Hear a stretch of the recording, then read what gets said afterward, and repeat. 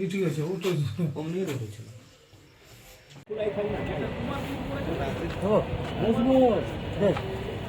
কে কে আসবে? দেবো তো জায়গা হবে এখানে চলে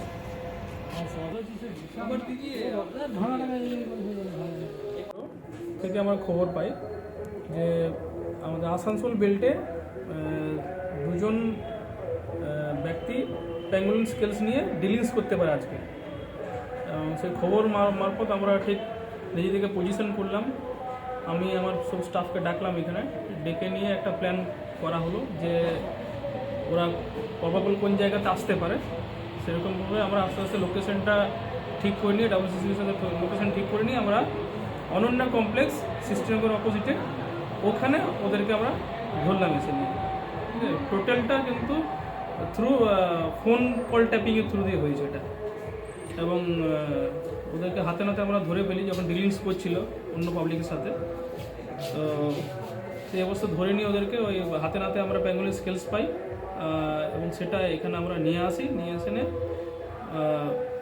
পরে যা যা অফিসিয়াল ফর্মালিটি সেগুলো করা হয়। স্যার ধৃত যুবকের নামগুলো জানা গেছে? একজনের নাম হচ্ছে রামকুমার গিরি আর একজন হচ্ছে অরিন কুমার চৌধুরী। কোথাকার বাসিন্দা? একজন হীরাপুরের বাসিন্দা আর আরেকজন ওই আসানসোলেই সরস্বতী নগর এরকম কিছু একটা জায়গা। স্যার লোকাল পুলিশের সাহায্য নেওয়া হয়েছে কি? লোকাল পুলিশের সাহায্য নেওয়ার আমরা সুযোগ পাইনি, মানে এত তাড়াতাড়ি আমাদেরকে অপারেশনটা করতে হয়েছে। যদি সুযোগ নিতাম তাহলে হয়তো আরও বেশি অ্যালার্ট হয়ে যেত। ওই জন্য লোকাল পুলিশে আমরা হেল্প নিতে পারিনি। ভালো হতো, অ্যাকচুয়ালি নেওয়াটাই উচিত।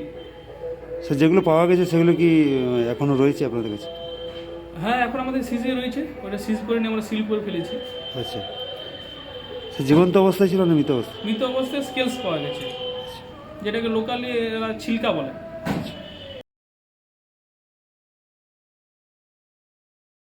দ্য সহজ পাঠ, সহজ কথা, সঠিক তথ্য।